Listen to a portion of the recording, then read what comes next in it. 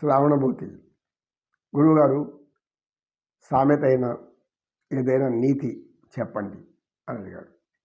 నిజమే, సమాజం పూర్వకాలం అనేక మంది కవులు, గొప్ప గొప్ప వాళ్ళు, వేదజ్ఞానం కలిగిన వాళ్ళు అందరూ కూడా ఉండి నిత్యం బోధిస్తూ ఉన్నారు. కాబట్టి రాజులు చక్రవర్తులు కూడా వారి యొక్క మాటలను అనుసరిస్తున్నారు. కాబట్టి ధర్మం అలా నడిచిపోతూ వచ్చింది.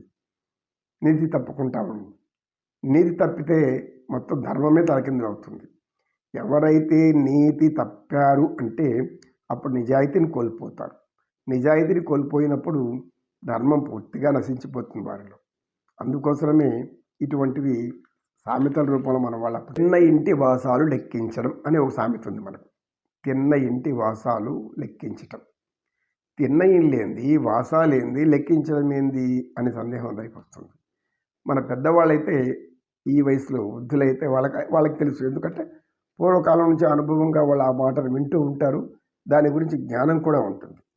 తిన్న ఇంటి వాసాలు లెక్క పెట్టడం అంటే ఏమంటే, దానికి మొదట పరిపూర్ణమైన అర్థం ఏమంటే, ఎవరు అనాథగా ఉంటారు, పిలుస్తారు, చేరదీస్తారు, వారికి ఆహారం అన్నీ పెట్టి ప్రేమగా చూసుకుంటూ ఉంటారు, సేవకుడుగా ఇంట్లో పెట్టుకుంటారు, జీతభత్యాలు ఇస్తారు. నమ్మి సేవించడం అటువంటి వాళ్ళ యొక్క కర్తవ్యం. అదేవిధంగా కొంతమంది బంధువులు ఉంటారు, పేదవారుగా ఉంటారు. ఎవరు బంధువులు ఉన్న వాళ్ళ దగ్గరికి వస్తారు, మమ్మల్ని ఆదరించు, మేము దీనస్థితిలో ఉన్నామంటారు. వాళ్ళని ఆదరిస్తారు. ఎందుకు? దయాజాలి కరుణ ఉంటుంది కనుక వాళ్ళని ఆదరించి వాళ్ళకి కావాల్సిన సహాయం చేసి పక్కనే పెట్టుకుంటారు. వాళ్ళు ఏదో ఒక ఈ పని చెయ్యి, ఆ పని చెయ్యి, ఒక వ్యాపారం చెయ్యి, గొప్పవాడివవు అనేటువంటి నీతి బోధన చేస్తారు. అలా చేసేటప్పుడు వాళ్ళు ఎలా ఉండాలి? ఎంతో వినయ విధేయతలతో, నీతితో, నిజాయితీతో, అచంచలమైనటువంటి విశ్వాసంతో. విశ్వాసం అనేది ముఖ్యం ఇక్కడ. ఈ విశ్వాస పాత్రం అనేది చాలా ముఖ్యం. ఈ విశ్వాసం లేకపోతేనే మనిషి దుర్మార్గులుగా మారిపోతారు.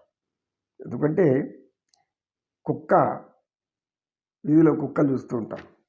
ఈ కుక్కలకి ఒకరోజు ఒక ముద్ద పెట్టు, రెండో రోజు కూర్చుంటుంది. అలాగే 4-5 రోజులు చెయ్యి, ఆ ఇల్లు వదలదు. ఇంకా తర్వాత కొద్ది రోజులు అలా సాగితే యజమాని ఎక్కడికి పోతే వెనకాలనే వస్తుంది. యజమానికి ఏదైనా ప్రమాదం ఉంటే వెంటనే అది దానికి తెలుస్తుంది. జంతువులకు కొన్ని జ్ఞానాలు ఉంటాయనేది మన ధర్మశాస్త్రాలు చెప్పబడి ఉంటుంది. కుక్క కూడా తన యజమానికి ఏదైనా ప్రమాదంలో పడిపోతున్నాడా అన్నప్పుడు అది వారిస్తూ ఉంటుంది. అయితే మామూలుగా మనం పట్టించుకోం. కుక్కలు కానీ, పిల్లులు, ఈ ఇంట్లో మన పెంపుడు జంతువులన్నీ కూడా చాలా విశ్వాసం కలిగి ఉంటాయి, మన చుట్టూ తిరుగుతూ ఉంటాయి. కానీ మనుషులు అలా ఉండరు. కొందరు ఉంటారు. అందరూ అలా ఉండరు అని కాదు, అందరూ ఉండరు కాదు, కొందరు ఉండరు. ఎక్కువ మంది అలా ఉంటారు. ఉండబట్టే ఇంకా ఎక్కువ ఈ భరత భూమి చాలా సుభిక్షంగా, క్షేమంగా, ఎటువంటి బాధలకు లోను కాకుండా బ్రతుకులు గడిచిపోతున్నాయి. తిన్న ఇంటి వాసాలు లెక్కబెట్టడం. ఎప్పుడైతే వీళ్ళని ఆదరించి చేశారో ఆ యొక్క కుటుంబం ఒక్కొక్కసారి ఎక్కడికో వెళ్ళవలసి వస్తుంది. ఏదో పని మీద వెళ్తుంటారు. వీళ్ళకి అన్ని పనులు అప్పచెప్తారు. ఏది ఇంటికి కావాల్సినటువంటి పన్నులు కట్టడము, ఏదో బిల్లులు కట్టడము, అవన్నీ అంటే చేసుకొని వస్తూ ఉంటారు. ఇలా కొంతకాలం జరిగిన తర్వాత వాళ్ళు కొంచెం వయసు అయినాక పిల్లలంతా కూడా ఎక్కడో ఉంటారు.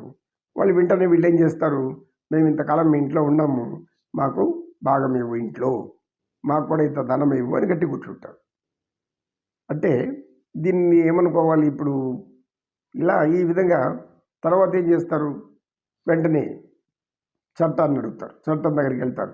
మేమంతా కూడా ఇలా ఉన్నాం, మేమంతా బంధువులు, మాకు కూడా ఇందులో భాగం ఉంది, మా పూర్వీకులు ఎప్పుడో వీళ్ళకి ఇచ్చేశారు, ఇప్పుడు మేము అందుకని వచ్చాము, దానికి మాకు కూడా హక్కు ఉంది, భాగం కావాలి. మళ్ళా న్యాయస్థానాలు, అక్కడ న్యాయస్థానాల్లో వివాదాలు. ఇప్పుడు సహాయం చేసిన దానికి ఇన్ని కష్టాలు అనుభవించాలి ఎవరు? యజమానులు. అందుకని మానవుల్లో కొంతమంది నమ్మకం పోతుంది. మానవుల యొక్క సేవాభావం మీద వచ్చే వాళ్ళ మీద నమ్మకం పోవడానికి కారణం తిన్న ఇంటి వాసాలు లెక్క పెట్టడం. తిన్న ఇంటి లెక్క అంటే అర్థమేమి? మీ ఇంట్లో ఉన్నాను కొంతకాలం, ఇల్లు నాది, ఆ ఇంట్లో సగం నాకు రాసిస్తావా, లేకపోతే కోర్టుకు పంపటం, న్యాయస్థానానికి రాసిస్తా, లేదంటే చట్టానికి పోలీసులు కంప్లైంట్ చేస్తాం. అంటే నీవు ఎవరైతే ఆదరించారో ఆ చేతిని నరికేయాలని చూస్తున్నావు. నిన్ను ఎవరైతే పెంచి పోషించారో ఆ వృక్షాన్ని నరికేయాలని చూస్తున్నాం, పెకలించాలని చూస్తున్నాం. ఇది తిన్న ఇంటి వాసాలు లెక్క పెట్టడం. అంటే మీ వాసాలు లెక్క పెట్టడం అంటే ఒక వ్యక్తి పూర్వకాలం ఒక కుటుంబం ఇదిలాగా వచ్చి ఉన్నాడు. ఉన్నప్పుడు ఆ ఇంట్లో రిచ్ పడుకో వరండాలో పడుకోవడానికి అవకాశం ఇచ్చారు. ఈ వరండాలో పడుకున్నప్పుడు ఏం చూస్తాడు, పైకి చూస్తాడు. పూర్వకాలం ఇళ్ళంతా కూడా ఇప్పుడు మారిగా ఈ యొక్క కాంక్రీట్లు, సిమెంట్ స్లాబులు ఇట్లంతా అప్పుడేం లేవు కదా. దూలాలు, వాసాలు అంటే మీ అడ్డ కొయ్యలు, పైన పెంకులు ఏదో పెట్టడానికి రేకులు పెట్టడానికి అడ్డ కొయ్యలు పెడతారు. దాన్ని వాసాలు అంటారు. వాసాలు అంటే నివాసానికి సహాయపడేటువంటివి. నివాసం కింద పడిపోకుండా అడ్డుగాను ఇట నిలువుగాను అడ్డుగాను ఉండేటివి కొయ్యలు పేరుస్తారు. మంచి కొయ్యలు, గట్టి కొయ్యలు, ఇది వాసాలు అంటారు.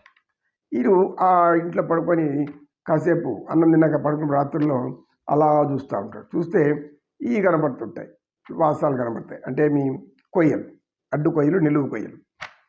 ఇవన్నీ ఉన్నాయి. అడ్డు కొయ్యలు ఎన్ని ఉన్నాయి, నిలువు కొయ్యలు ఎన్ని ఉన్నాయి, ఇలా అనేసి అనేక విధాలుగా చూస్తాడు. చూసిన తర్వాత కొంతకాలానికి ఏం చేస్తాడు, ఇల్లు నాది అని అంటాడు. అందరి ముందు పంచాయతీ పెడతాడు. పంచాయతీ పెట్టేట ఏం రుజువు అంటే, కావాలంటే నేను కట్టిన నా ఇంటికి, ఆ ఇంటికి ఇన్ని దూలాలు ఉంటాయి, ఇన్ని వాసాలు ఉంటాయి, ఇన్ని అడ్డాలు ఉంటాయి, కాబట్టి మీరు కావాలంటే కనుక్కోండి అంటారు. వీళ్ళు పెంచి పోషించి అన్నీ మంచి చేస్తే వెళ్ళి రచ్చబండ తీసుకెళ్ళి వాళ్ళని నాది అని రచ్చబెడతారు. అది అలా చేయడం వల్ల తిన్న ఇంటి వాసాలు లెక్కించడం. పుణ్యానికి అన్నం పెడితే అయిలో నాది అని కూర్చుంటే ఎట్లాగా పాలు వేరు అనుకున్నప్పుడు అప్పుడు ఆనందం, పరమానందం ఉంటుంది. నమో కృష్ణ, నమో కృష్ణ. కృష్ణం వందే జగద్గురు.